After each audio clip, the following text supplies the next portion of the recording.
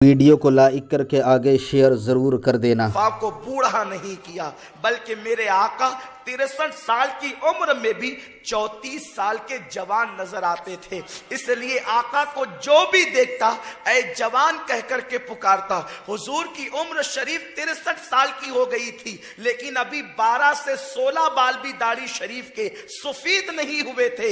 ये मेरे रसूल का मौजज़ा है। तो मेरे प्यारे आका सल्लल्लाहु अलैहि वसल्लम के प्यारे दीवानों, ये एक अलग उन्वान है। अल्लाह ने अपने महबूब को बुढ़ापे से क्यों बचाया, ये एक अलग उन्वान है, फिर कभी इस पर गुफ्तगू हो सकती है। लेकिन बात ये चल रही है, अगर कोई इंसान है तो वो खूबसूरत है, इसलिए कि अल्लाह फरमाता है लक़द खलक़नल इंसाना फी अहसनी तक़वीम, हमने इंसान को अच्छी सूरत पर पैदा किया। एक मकाम पर तो यहां तक फरमाया कि हमने आदम को अपनी सूरत पर पैदा किया। मेरे प्यारे आका सल्लल्लाहु अलैहि वसल्लम के प्यारे दीवानों, मुबारक एक गरीब घराने का इंसान है, जिसके वालिदैन भी नहीं, जिसके वालिदैन भी नहीं है, जिसके कराबतदार गुर्बत की वजह से जिससे दामन छुड़ाते हैं। आप जानते हैं ना, जब इंसान गुर्बत की चक्की में पिसता है तो करीबी रिश्तेदार भी दामन छुड़ाते हैं, और जब किसी के आंगन में मालदारी का शजर लगता है तो दूर दूर के रिश्तेदार भी कहते हैं फला मेरा रिश्तेदार है,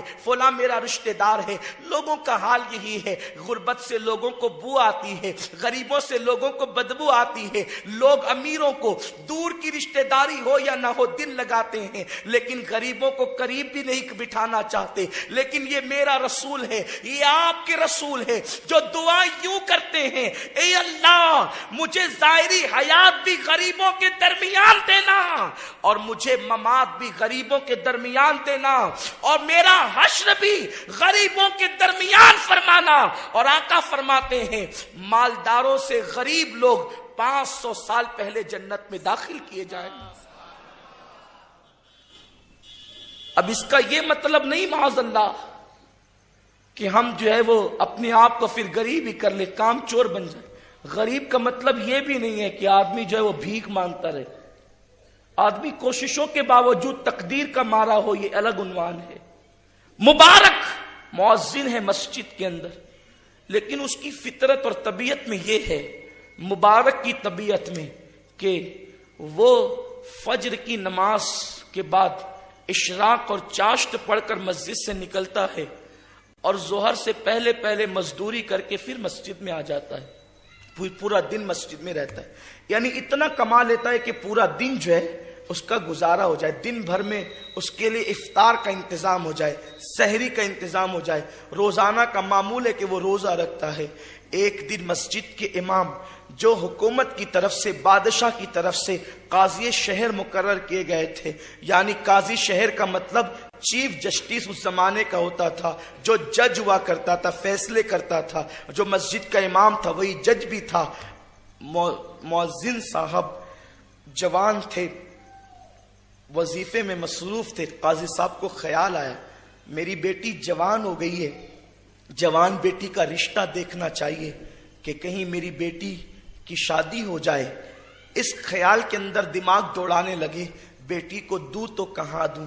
फिर ख्याल आया कि मुबारक से बेहतर रिश्ता कौन सा हो सकता है। इमाम साहब काजी है, चीफ जस्टिस हैं, जज हैं, और बेटी के रिश्ते के लिए एक ऐसे इंसान का इंतखाब कर रहे हैं, ऐसे इंसान का जिसके पास खुद का मकान भी नहीं है, जो मस्जिद में सोता है। लेकिन बस फिक्र क्या है, उस जमाने के अंदर बेटियों को मालदारों के हवाले नहीं किया जाता था सिर्फ।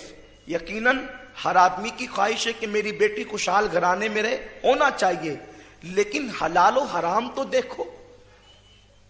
ऊंची बिल्डिंग देख ली, ये नहीं देखा कि हलाल कमाता है कि हराम कमाता है। खुश अकीदा है या बदअकीदा है, बस आजकल माल माल माल। वक्त का काजी शहर अपनी बेटी के रिश्ते के लिए मुबारक का इंतखाब करता है, और खुद से मुबारक शादी क्यों नहीं करते? हजरत मेरा तो मकान भी नहीं है, मुझे बेटी कौन देगा? मुबारक अगर तुम हौसला करो, हिम्मत करो, तो तुम्हारी शादी बहुत अच्छे घराने में हो सकती है। मुबारक ने कहा मगर हजरत मुझे देगा कौन? तो काजी साहब ने बगैर झिझक के कहा मैं दूंगा, मेरी बेटी का निकाह मैं तेरे साथ कर दूंगा, इसलिए कि मैं तेरा किरदार देख रहा हूं, तेरा कैरेक्टर देख रहा हूं, तेरा अंदाजे जिंदगी देख रहा हूं, मैं अपनी बेटी का निकाह तेरे साथ करूंगा। कोई अगवा पिछुआ नहीं, बल्कि बस एक सुसर होने वाला खड़ा है, होने वाला दामाद है, और दोनों के दरमियान बात तय हो रही है। मुबारक ने शर्मा कर कहा हजरत लेकिन ये मखमल में टाट का पेवन कैसा लगेगा? कहा वो कुछ भी हो, अगर तुम राजी हो तो मैं अपनी बेटी का निकाह तुम्हारे साथ करने के लिए तैयार हूं। तुम मकान का इंतजाम कर लो, किराए का कोई मकान देख लो। मुबारक ने कहा बहुत अच्छा। इंतजाम में लग गए, मस्जिद के करीब में किराए का मकान मिल गया। इतने इतने देने होंगे और फिर इतने रुपये जो है वो आपको रोजाना के हिसाब से अदा करने होंगे। अब ये है मुबारक का निकाह हो गया। मुबारक का निकाह हुआ। काजी साहब अपनी खूबसूरत चांद सी बेटी को शाम के वक्त मुबारक के उसी झोपड़े में पहुंचा देते हैं और उसके बाद वापस अपने महल की तरफ पलट जाते हैं। फज्र की नमाज में जब मुबारक नमाज के लिए आए तो चेहरे पर ना नींद का कोई असर था, न किसी और चीजों का असर था। वो लोग अहलुल्लाह थे, अल्लाह वाले थे, जो चेहरे देख करके रातों की दास्तानें पढ़ लिया करते थे। उसी को कहते हैं लिफाफा देखकर मजमून का पढ़ लेना। मुबारक को देखकर काजी साहब ने कहा बेटे मुबारक आसार कुछ अच्छे नहीं हैं। उन्होंने कहा हुजूर क्या फरमाते हैं? अब आप सुसर हो गए तो बाप के कायम मुकाम हो गए।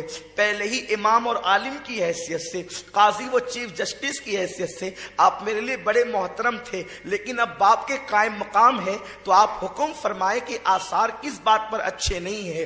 तो काजी साहब ने कहा ठीक है, घर आकर के तफ्तीश के बाद गुफ्तगू होगी। सुबह के वक्त घर आए, बेटी से तन्हाई में मुलाकात की और उसके बाद मुबारक पर बरहम हो गए। मुबारक एक तो मैंने तुझे तेरी गुर्बत के बावजूद भी अपनी बेटी का निकाह तेरे साथ किया और तूने मेरी बेटी से मुलाकात भी ना की, वजीफे ज़ौजियत भी अदा ना किया। क्या मेरी बेटी के अंदर कोई नक्स था? मेरी बेटी में कोई ऐब था? मेरी बेटी के अंदर कोई कमी थी? चांद जैसी बेटी से तूने कुर्बत नहीं की। मुबारक क्या तुझे मालूम नहीं कि शादी की पहली रात वस्ल की रात होती है, दो दिलों के मुलाकात की रात होती है, दिल के आंगन में वस्ल के पौधे लगाने की रात होती है। तो मुसल्ला बिछाकर पूरी रात इबादत करता रहा।